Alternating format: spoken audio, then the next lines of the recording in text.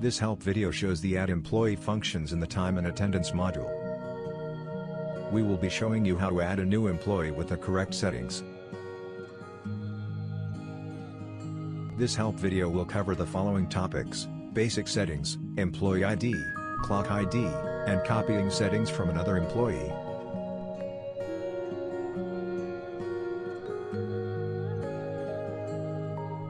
To add a new employee, click on Add Employee in the Employees section. There are three sections: the employee's personal information, the employee's labor level and rules, and the employment information. In the employee's personal information you have employee ID, clock ID, first, middle and last name, tag, for additional identifying information, and social security number. In the employee's labor level and rules you have labor levels, pay rule, base schedule, holiday group, and accrual group.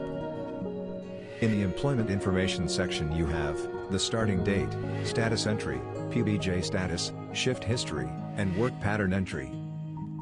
You also have the option to check for duplicate employees, and to copy settings from a currently selected employee.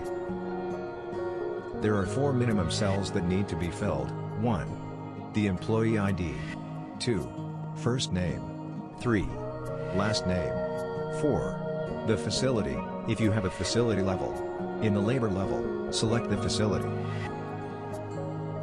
Once these 4 cells are completed, the Add box will be clickable. Although you can add the employee, we do recommend that you first complete the labor level rules in the employment information.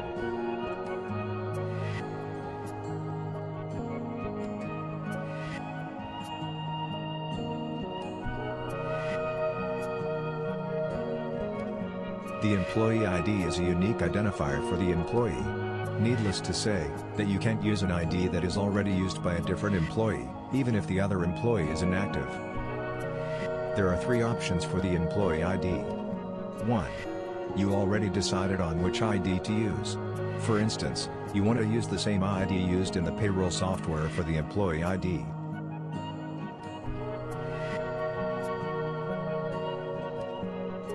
2. You know the source where you want to get the ID from, but you do not know the actual number yet. For instance, you want to use the same ID as payroll, but you do not have access to the payroll system right now. In the meantime, a temporary ID could be used, and should be changed to the permanent ID as soon as you find out the payroll ID number. 3. You want to create or generate a new ID now. There are 3 options to create a new ID. Option 1.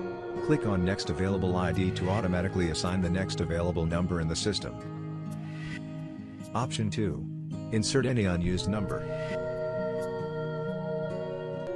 Option 3. Click on the arrow, and tell the system a starting point to select the ID.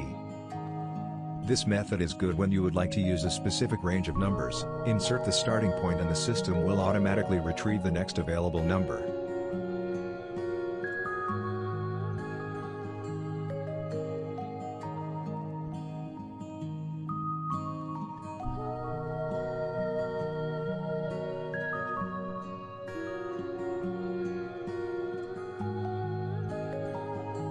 The clock ID is used when the employee uses the time clock. If the employee already has an existing clock ID from a different software, then insert it here. Otherwise, create a new ID now. It is advised, and that's the default, to use the same ID for the employee and for the clock, if it's possible. The clock ID should never be changed. Therefore, only use an ID that the employee uses, or will be using.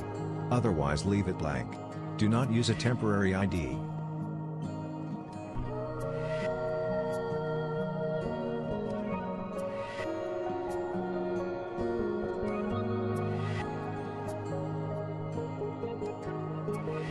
You could copy the non-personal labor levels and rules settings from another employee. It's commonly used when a new employee is employed in the same labor levels as a current employee. To do that, close the Add Employee window. Click on the employee you want to copy settings from, and then click on Add Employee.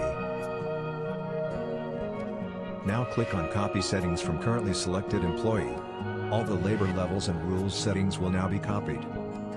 Notice that the system automatically used the previous employee's ID as a starting point to assign the next available ID to the current employee. This is not so when using the regular next available ID. Then, the system will assign the next available ID from the overall IDs.